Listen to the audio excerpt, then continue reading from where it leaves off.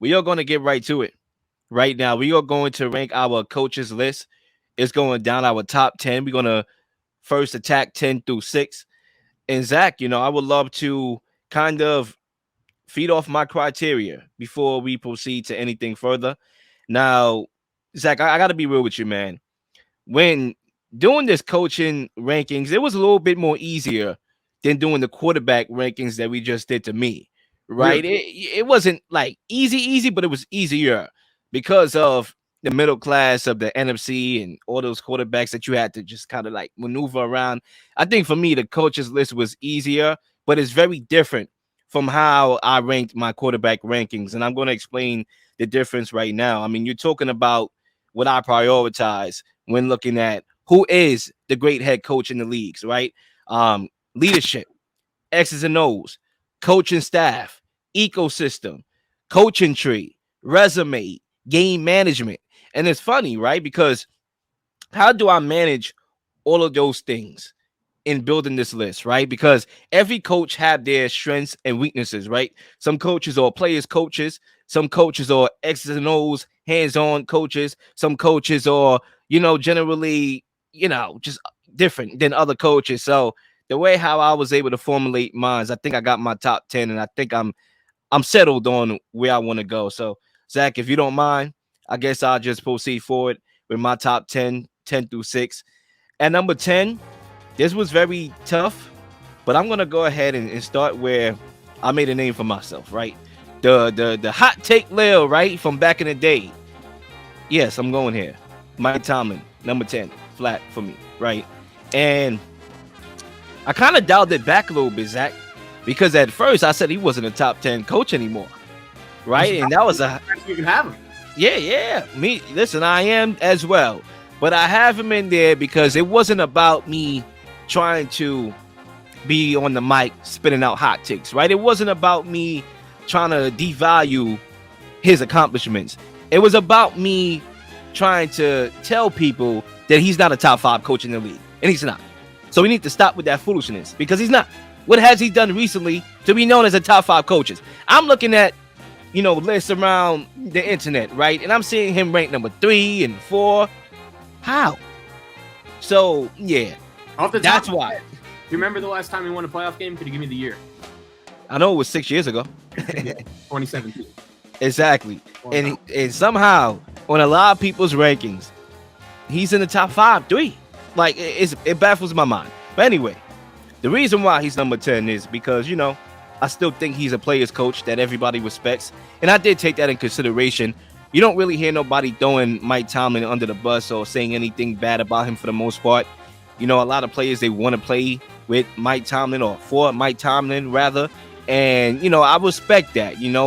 Some of the criteria in this list is, will I be willing to run through a brick wall for you? And I think, Mike Tomlin, if I was a player for his team, I'll be wanting to run through a brick wall for this guy. And I think that really matters. And that's why he kind of shot up there to my top 10. But everybody's talking about Bill Belichick's job, right? Oh, he may get fired after this year. But like you said, this guy hasn't won a playoff game in 6 years, literally. And it got to the point where he actually is going to get an extension, potentially. He might get an extension, not a firing. And that's funny to me because you look at the Steelers organization, and this is a very telling stat to me. Mike Tomlin could go 3-14 and not only keep his job, but get extended. The reason why is because out of 54 years, the last 54 years, there have only been 3 coaches that coached the Pittsburgh Steelers in the last 54 years. You know what that tells me, Zach? That number one, my guy Art Rooney is just cool with being cool and not cool with being different. Wordplay right there. He's cool with being cool, but he's not cool with being different. All right, he just loves to have that continuity, I guess you could say, with coach and owner and all that. I get it. But, man, 3 coaches in 54 years. I mean, you would assume they'd be doing a whole lot of winning. And I understand that the Steelers are known to be a winning franchise for the most part because of their history. But when you look at the present, they're not cutting it for me, and they shouldn't be cutting it for any Steelers fans. I mean, you go outside and you mention this guy Matt Canada's name out there on the streets, you're getting tortured. All right, they'll bring your head back to your parents on a silver platter if you bring this cat up, Matt Canada. That's how much they hate him in Pittsburgh. But somehow he found his way to remain on this team when half of the league was getting rid of coordinators trying to upgrade and get the best offense they could out of their quarterbacks, the Ravens, the Chargers. I mean, the list goes on, right? Even the Cowboys, they got rid of Kellen Moore. We are trying to go in a different area and try to evolve, and yet you found it plausible, Mr. Mike Tomlin, all right, to get this guy back in town where he doesn't utilize the middle of the football field. Everything is up the sideline. It's so outdated. It's very not creative at all. And it's like, Mike Tomlin, why do you want to play the game on all Madden for? Okay, you got these innovators that's out here changing the game as we know it, and yet you feel that it's plausible for you to roll out this rinky-dink 1999 style, football team. And that's my problem with Mike Tomlin. A lot of people think I hate on this guy. I do not hate this guy. Mike Tomlin, what's up, my dude? All right, we could go and get a drink at the bar. But I am telling you from a guy who values my own opinion in the game that he needs to step his game up. Okay, he needs to evolve a little bit quicker for me. I feel sorry for Kenny Pickett. Zach believes in this guy. I'm mid when it comes to Kenny Pickett. I'm mid. All right, but I can't even go with Zach here and go full throttle with this guy because Matt Canada is going to hold him back. So that's why he's number 10. At number 9, that was a lot for Mike Tomlin, right? At number 9, I'm going to go with John Harbaugh here at number 9. Not much separation from Mike Tomlin, right? Both, you look at the head-to-head, separated by a game. The playoff matches, separated by a game, right? One ring each, right? Same division, right? A lot of similarities. Where is the difference? Where is that separation? And I said it before when I talked about these two cats. It's one word. I'm going to reiterate that word. Adaptability is why John Harbaugh is ahead of Mike Tomlin to me. And I could always respect somebody who's willing to be different and revolutionize the game. Take upon himself to say, I'm going to revolutionize the game. He did that so many times, and he's doing it till this day. Let's go back to 2012. They fired offensive coordinator Cam Cameron and hired Jim Caldwell to open up the offense more. And Joe Flacco, the next year, succeeded spreading out the ball, all across the football field, and they won playoff games. That sounds familiar, right? But before I get there and draw the comparison to the present day, we got more, right? So they drafted Lamar Jackson after the Joe Flacco era, and you got to give John Harbaugh and ownership credit for finding Lamar Jackson when it was 31 teams that passed on Lamar Jackson, could have looked his way, didn't, and they decided to take that chance with him, and they drafted him, and he hired Greg Roman to create the most unique offense in the NFL. Nobody's seen that before. That's why a lot of people still questions Lamar Jackson, is because it's like, how could you win rushing the football like that? Right? That's not what I know. I know the league to have the Peyton Mannings and the Tom Brady's and the Ben Roethlisberger and the Aaron Rodgers and the Patrick Mahomes. But you out here running the ball like that's not sustainable. But they won an MVP. He won an MVP. Right? And when things got a little bit stale, because, things happen, things get stale over time, he fired Greg Roman. Unlike Mike Tomlin, wasn't scared to pull the trigger. He could have made excuses. He could have said, my quarterback missed 11 games the last 2 years, so I'm going to bring this guy back. He could have went back in his shell, but he decided that he wanted to take matters into his own hands to be adaptive and continuing to be adaptive. Okay, and he hired Todd Monken, who in this present day is installing a new offense that is going to look very, very different from the offense we saw last year and the year before that and the year before that. So I'm not sure what to feel about the Ravens this year at all. I'm still going in my mind. Am I going to go with them number 1? Am I going to go with them number 2? Or are they going to be number 3? I don't know. But what I do know is they're going to look very different. And John Harbaugh is always going to have his guys ready to play. Listen, they should have beat the Bengals, with all due respect, in the wild card. Okay? But my guy, Tyler Huntley, I said his name right for the first time. I'm on my A game today. He wanted to be a hero and jump over the goal line and got the ball knocked out of his hands, and that's why they lost. It wasn't John Harbaugh. So I understand that we have our guy Zay, who's going to watch this show, who was not a big John Harbaugh guy, who's probably going to question why I even have him over Mike Tomlin. There's going to be a lot of other people who's sipping that Mike Tomlin Kool-Aid and saying, why does he have John Harbaugh over this guy? But John Harbaugh is not the reason why this team hasn't been getting the job done in the playoffs. He won playoff games with Joe Flacco. He never was one and done, right? There was one and done 3 times with Lamar Jackson. And Lamar Jackson, the last 2 years, was nowhere to be found. That's unprecedented circumstances for a coach to deal with when your franchise quarterback is missing games, especially in the playoffs. And his team has always been ready to play. So we'll see what happens this year. John Harbaugh was an easy number 9 for me at this spot. At number 8, we're going to put some more pep in our step here. I'm going to go with, damn, this is tough. I'm going to go with Pete Carroll. I'm going to go with Pete Carroll at number 8. I think he's very, how can I say? He's very unappreciated, right? I think a lot of people, when you talk about coaches, and we'll see where Zac had Pete Carroll, right? If he has him in the top 10 or not, that's yet to be seen. We're going to figure that out. But I feel like a lot of people, they don't really value Pete Carroll the way they should. Why, right? It's because of one decision he made in the Super Bowl. That's the reason why. Literally. And it was a terrible decision. We know that. They should have ran the ball with Marshawn Lynch. We get it. They was lynched in the media, right? No pun intended, because of that call. But, at the end of the day, here we are, and here he is, right? Number 1, he brings you a winner's resume. That's number 1. He brings you a winner's resume. Everywhere, college, NFL, he has won. He's a good coach. Number 2, he brings you that longevity. He brings you that, 13 years coaching the Seattle Seahawks, the most years on the current team in the NFC type of longevity, right? Last year might have been his best coaching job on top of that. Like, last year was amazing. I mean, nobody expected them to win more than 4 games. I think 5 games you was pushing it, and they won more than 5 games. They made the playoffs last year, and they resurrected Geno Smith's career. That got to be talked about a lot, because Geno Smith was in the league for 10 years. Everybody forgot about this cat. And yet he was able to construct a team around him to get the best out of him.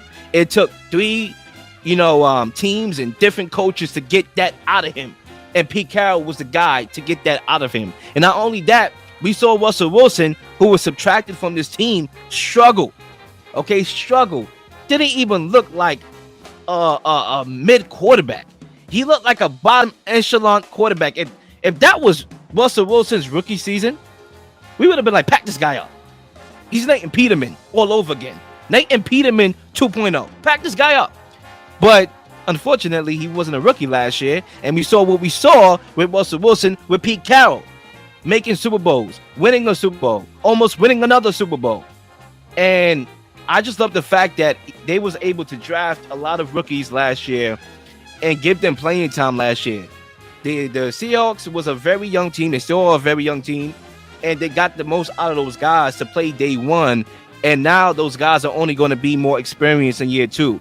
So they have a very explosive offense. The only thing that I would say that I don't like about Pete Carroll, and it's just one thing, is that I really feel that he's too conservative. We know he loves to run the football. That's his bread and butter. He's going to stick to it. But you have a lot of weapons here with DK Metcalf, Smith Najigba, and also Tyler Lockett. And you got a guy with a rocket in Geno Smith who could throw the ball deep. So I expect to see this offense very, very explosive. And once again, I think Pete Carroll is going to do an amazing coaching job. He survived through the Legion of Boom. He survived through the Russell Wilson era. Now he's with the Geno Smith era. 13 years and still on strong. He has to make my list. I can't do no wrong by having him at number 8. Pete Carroll is number 8. At number 7, I'm going to go with Nick Sirianni at number 7. He coached the team to a Super Bowl. Got to give him credit. The Eagles became the first team this offseason, nearly 3 decades to lose both coordinators to head coaching jobs after the Super Bowl visit. So basically, he's jump-starting his coaching tree right there. And that's a byproduct of Sirianni and how he was able to get those guys head coaching jobs, right?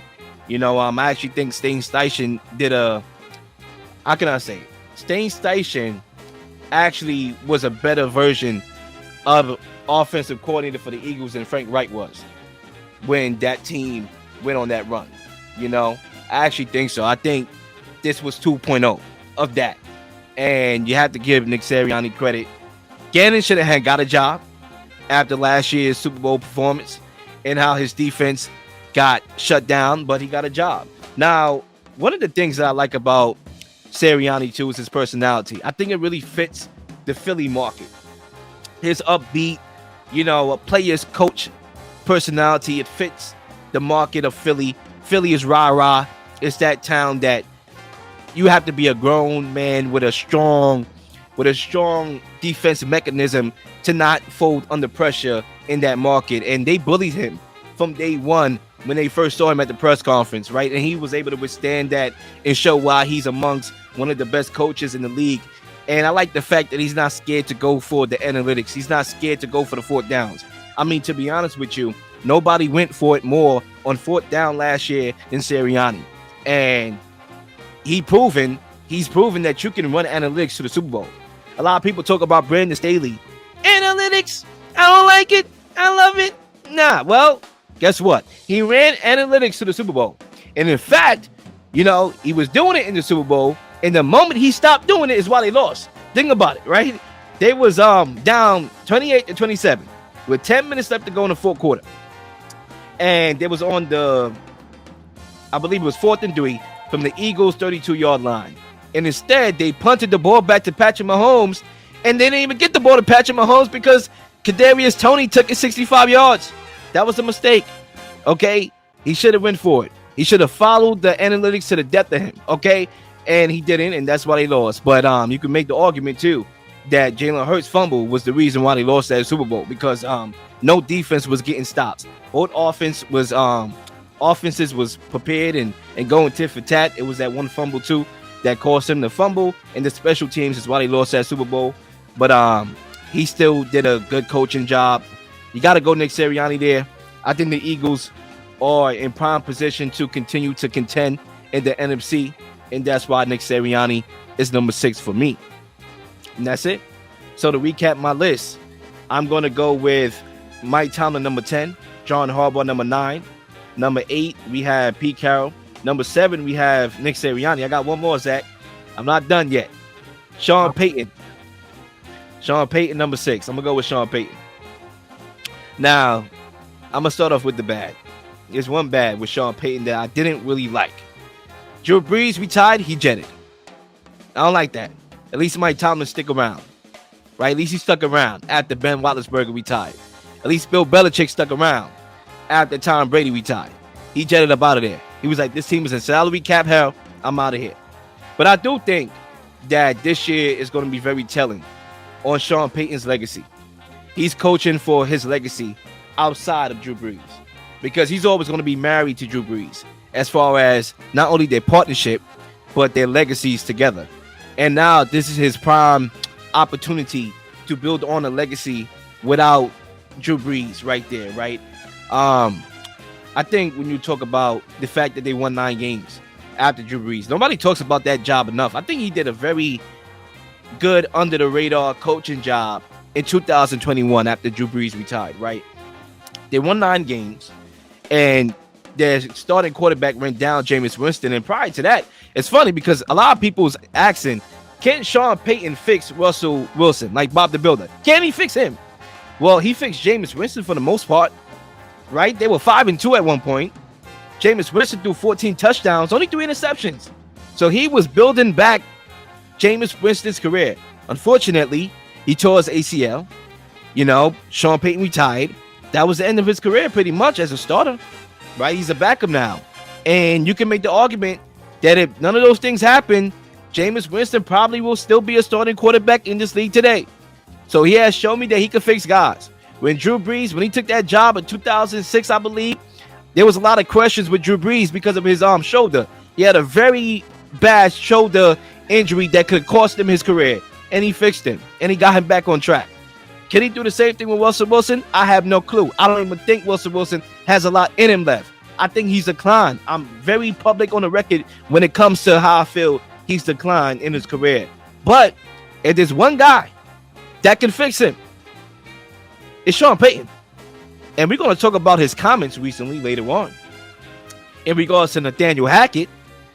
But the reason why, and I'm going to just give you a little preview, the reason why I don't have an issue with it is because he's a pros coach. He knows how an organization is supposed to be ran. He knows that Russell Wilson is not bigger than the football team. He knows Russell Wilson, just like any other quarterback, needs to be coached. And I feel that he's going to stand there with his play sheet and his juicy fruit. And he's going to call plays. And we'll see if that translates to anything with the Broncos this year. So to recap my list, at number 10, I have Mike Tomlin. At number 9, I have John Harbaugh. At number 8, I have Pete Carroll. At number 7, I have Nick Sirianni. And number 6, I have Sean Payton. Zach, the mic is yours.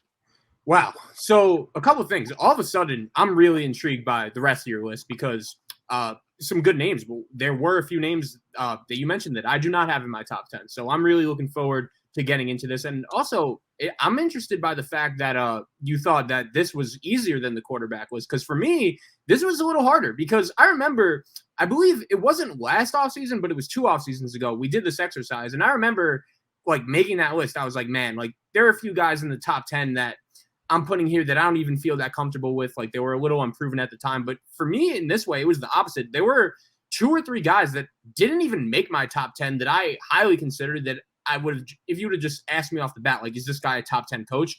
I would have said yes, but they're not because there are 10 better coaches than them. It's that simple. And for a preview, like, yeah, Mike Tomlin's in that category. He did not make my top 10.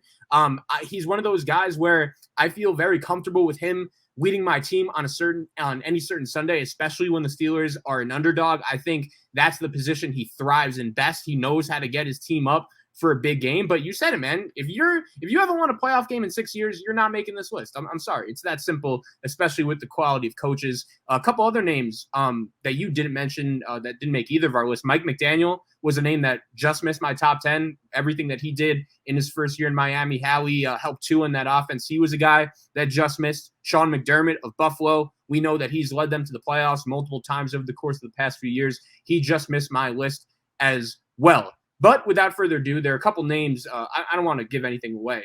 So there were a few that missed mine that made yours, and we'll debate them after we get into this. But I'm going to go with Sean Payton at number 10 on my list to start us off. And to start, like I'll just say, like there are 3-4 guys in this 10 through 6 range that when you look at their resume, it's pretty similar. Like each of them have won a Super Bowl. I had a kind of a hard time differentiating them. But my criteria is very simple. How comfortable and how confident am I in you being the guy running my sideline for a full season? That's really my main criteria. And with resumes, coaching trees, a lot of it, that of course has to do with why I'm putting these guys here. But with Sean Payton, you said a lot of it. Like I never remember a coach being hired specifically just to fix one player in particular. But it was a move, that trade the Broncos had to make with all of Russell Wilson's struggles. And it's safe to say, if Sean Payton can fix Russell Wilson, then no one will be able to fix Russell Wilson. But I do look back at Sean Payton's time in New Orleans, and I do wonder, like, man, should the Saints have gotten 1, maybe 2 more Super Bowl rings, if not just a Super Bowl appearance in the time when they had one of the best quarterbacks and one of the best coaches in the league at their disposal? Of course, you could point to that controversial no-call pass interference in the NFC Championship game against the Rams, but him just complaining and complaining and complaining after, I didn't think that was a great look. I think that really helped and guided the Saints' focus towards that for the majority of next season instead of the team they actually had. And they lost to Kirk Cousins at home in a playoff game in one of the more disappointing playoff losses I ever remember with the game that with the way that game ended up going. And I'm not 1,000% confident that he's going to be able to fix Denver. I think it was the right hire, but with Russell Wilson and how poorly he looked last year, if you're trading a first-round pick for a coach, you want to have mega confidence that he could fix a guy, especially a guy you just paid a ton of money to, especially a guy you just gave up a ton of draft picks for. And I can confidently say that I've always thought Sean Payton was a little bit overrated. I'll still show him my respect by putting him in the top 10, but it just goes to show you, man, like this list was really hard and there are a lot of really good names and there were even some really good names that missed the list, but I'll have Sean Payton at number 10. At number 9, I'll go with the first guy that you didn't have mentioned, and I'm curious if this guy's in your top 5 or if he just missed the list, period, and that's Doug Peterson of the Jaguars. I was very impressed with what this guy was able to do in only his first year in Jacksonville and just fixing Trevor Lawrence. And we all know that Trevor Lawrence is a quarterback with a ton of upside that really, for the majority of his college career, even going back to his high school career, was considered the chosen one, the next Peyton Manning. And he finally looked like that guy in Jacksonville with Doug Peterson last year. We know everything that he did in Philly, winning a Super Bowl with Nick Foles. And a lot of people, including both of us, are going to be really high on Jacksonville. I think their head coach has a lot to do with that. And I'm curious to see, when you're looking at the teams in the AFC for the next 3 to 5 years that could really go toe-to-toe with Kansas City and challenge the best of the best, I would put Jacksonville right at the top of that category, and their head coach and their quarterback, of course, has a lot to do with it. But one more thing on Doug, it was just so impressive how he was able to come into Jacksonville, and I know we look at Jacksonville with Trevor Lawrence as a really good situation now, but that's because of Doug Peterson. We know what happened with Urban Meyer and just the disaster fashion that franchise was looking at when he first got there. And I've said it a lot prior to Doug getting there. Like Jacksonville, it was a place just known for losing. As soon as you enter, you just smell losers. But that's not the case with Doug Peterson anymore. When you hire a Super Bowl winning coach, that's something that can fix that. I'll have Doug Peterson at number 9.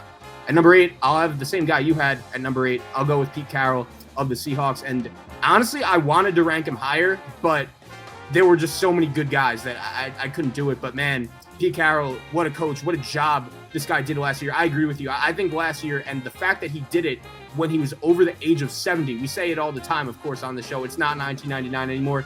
Pete Carroll, I know he likes to run the ball a lot, but I think he got that memo. And everything he did last year with Geno Smith, developing him, Seattle's just a great organization. He has a lot to do with that. You're getting stability. And when you look at the NFC, I believe you hinted at it, right, when you talked about Seattle and possibly getting Taylor. Like, Seattle's a team I love. I'm very high on them this year. Pete Carroll, Geno Smith, they'll have a lot to do with that. And this guy, man, he knows talent. Like, he dumped Russell Wilson when not a lot of people were okay with that. There were plenty of Seahawks fans that thought their franchise was over when that trade was made. They wanted to keep Russell Wilson over Pete Carroll. Thank God John Schneider and the Seahawks brass did not do that, and they kept their head coach. Loyalty to a guy that will give you stability. That's always a good thing. I'll have Pete Carroll at number 8. I'll go John Harbaugh at number 7, another guy you had on your list.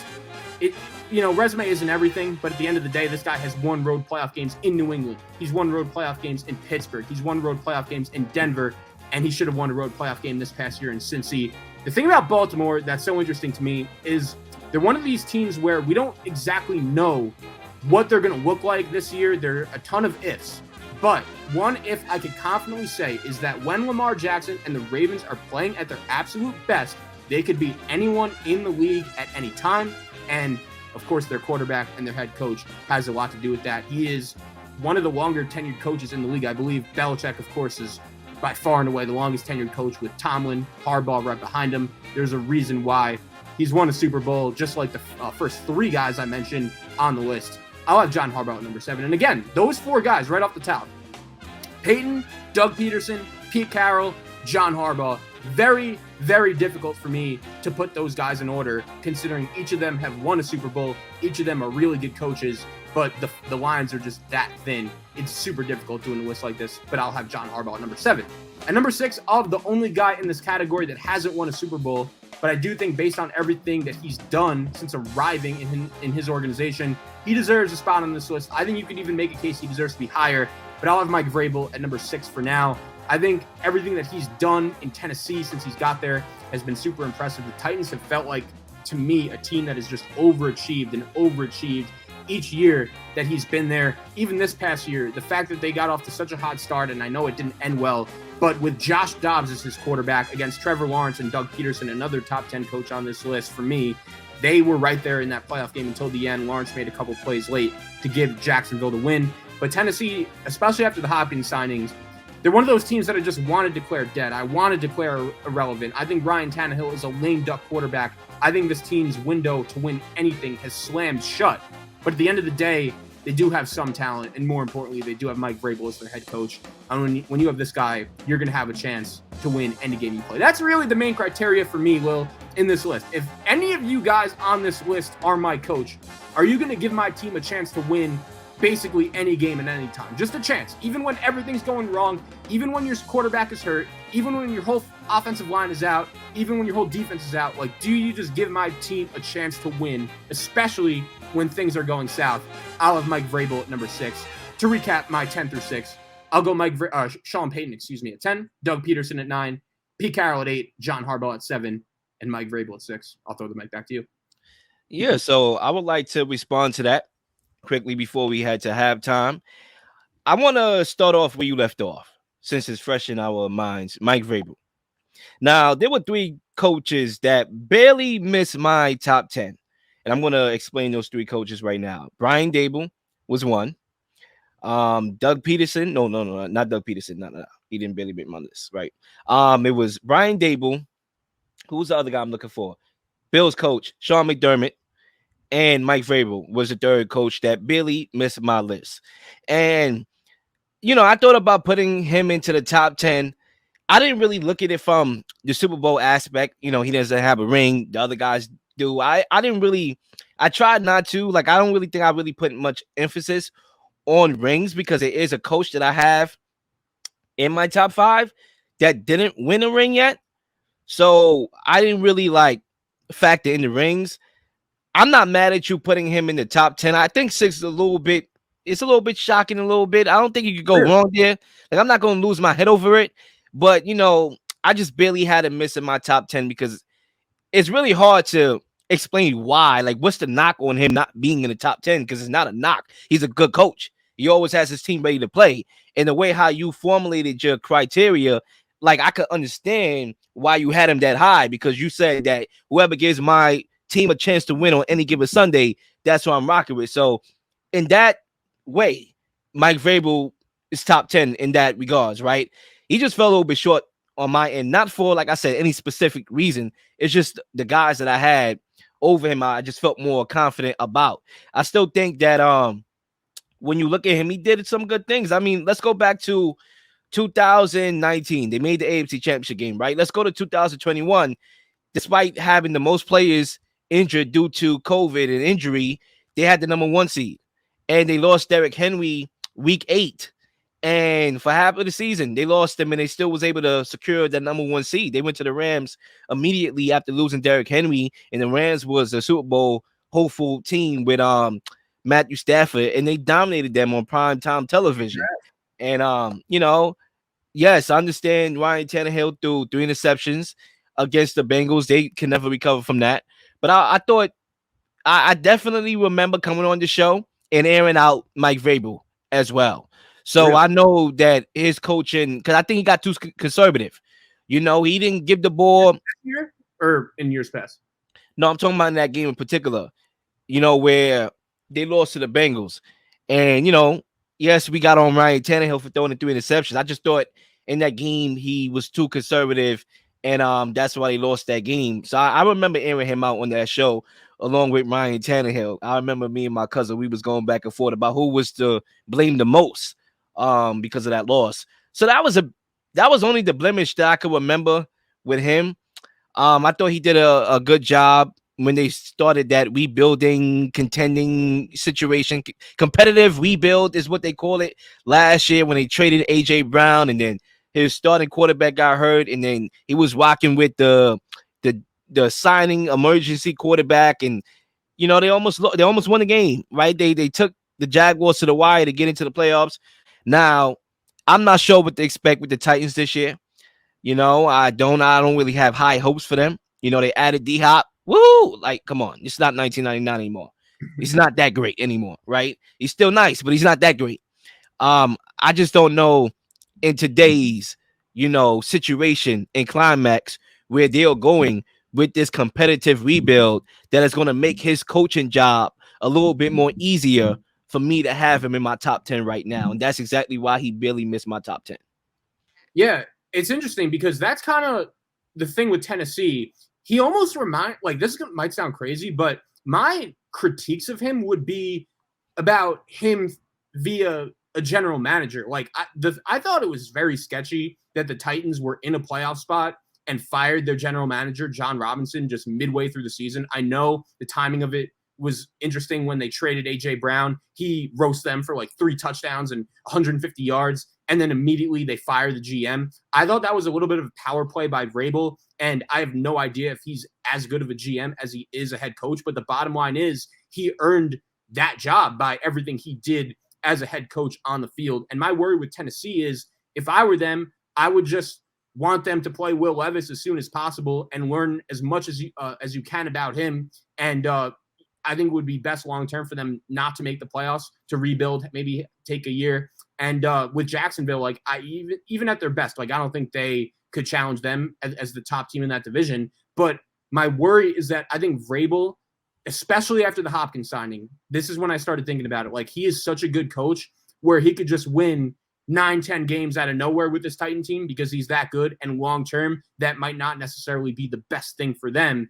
But this team has some talent left. I'm curious to see how their season goes. Vrabel is one of those guys where even if I might not necessarily be high on his team this year, I have that much respect for him as a coach. I think he deserves a spot in the top 10. And honestly, if you would have asked me before, like, would you have had him not in the top 10 completely or in the top 5? I would have guessed top 5, but you always are surprised when we do those things, Nah, I mean, look, it's a lot of coaches, right? And I still think he's a very good coach. If we did this last year, he would have been probably where you had him. He'd probably be around that 7, 8 last year for me. But because this year, and where they headed right now, I don't think he's going to have the success that he once had. And I think he's probably going to be overshadowed by these guys that we have coming up right now.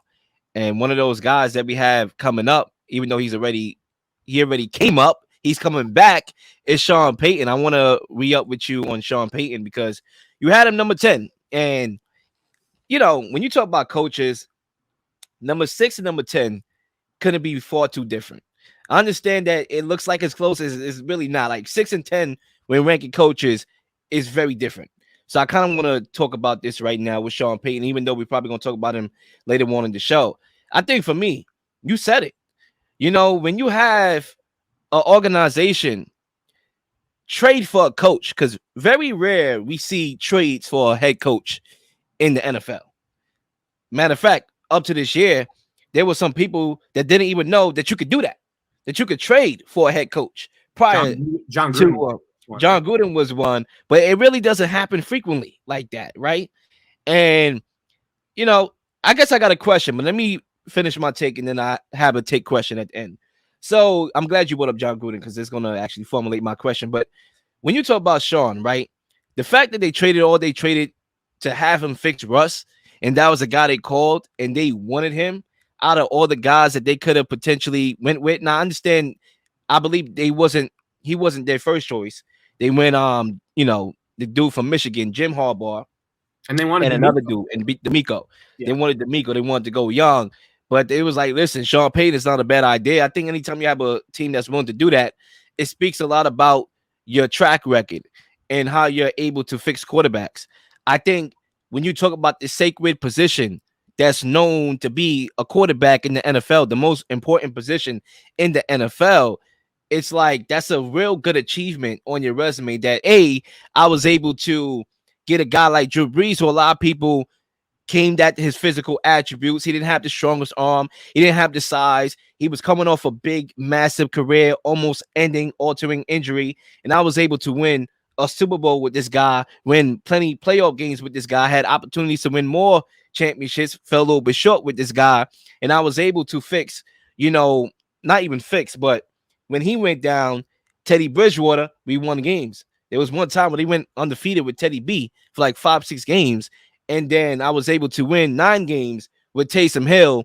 And, because Jameis Winston went down. I fixed him when he was there. And then he went down. I was able to win with a lot of different quarterbacks and proteges. And I think that really is a very elite thing to have on your resume. And that's why, despite him taking last year off, And I understand that taking a year off, it kind of brings that recency, observation. All right, these are the guys that I know of today. Can Sean Payton work his magic again a year later? But I really feel confident in his ability. But like I said, when you look at Russell Wilson, I'm not that confident. But lately, I've been feeling a little bit more like, should I really, really dive into the Broncos a little bit more? Right? That's what I've been feeling the last couple weeks as I'm hearing Sean Payton come out and talk about how bad last year was and all that. So I'm paying a little bit more attention to the Broncos right now, mainly and only because of Sean Payton. If it wasn't Sean Payton, I would count the team off already. Russell Wilson is shot. They're last place. But because of Sean Payton, I'm watching them more. And that's why he's there. But Zach, I got a question for you as you respond to everything that I, talked about. When you talk about John Gruden, that was a trade for a head coach. I'm glad you brought that up. Do you think that Sean Payton is going to come back into the league and not rework his magic like how John Gruden came back in the league and wasn't able to really fully duplicate his success prior to his retirement? I think it's a good question. And it's crazy because you said you were happy I brought up Gruden. I'm going to go right back at you. I'm very happy you brought up the fact that he was not the Broncos' first choice. And that was a little weird to me. Like, if you remember throughout the season, every time a team was losing a big game or a frustrating game and it's like, oh, we might have to fire our coach, everyone is like, oh, Sean Payton. That's the guy you want to bring in as our guy, Dugenais, a guy very familiar with Sean Payton during his time in New Orleans, checks in. I was just very surprised. Like, I thought a team was going to throw like a crazy amount of money at Sean Payton and he was going to be able to choose where he wanted to go, right? Like, I thought Denver was going to want him. I thought the Chargers might want him, Arizona. Like, I thought all these teams were going to be throwing money at him and he was going to be able to choose wherever he wanted to go. But he only really had one choice and he only retired for 1 year. He retired from the Saints, took 1 year off, and now immediately he's back in the league. I was just a little sketched out by that. Like, why didn't any other teams want him? Like, I know the Chargers are very cheap, but why didn't they go all out for him? Why didn't Denver want him originally as their first hire? So those were the things I was a little bit confused by. I think the situation is going to have a lot to do with it. I don't think he's going to be the guy we saw in New Orleans, but I do think he could fix Russell Wilson a bit. It's after what I saw from Russ last year, it's hard for me to fully buy in on him being anywhere close to the guy we saw in Seattle. But if Sean Payton is as good as a lot of people make him out to be, it's possible. Like, that's my thing, man, is going back to his time in New Orleans, I was never as high on Sean Payton as everyone else was. And you know that very well. But if I wasn't that high on him in New Orleans, I'm not going to be off the wall for him in Denver. But if he was with the Chargers right now, I think there's a chance I feel differently.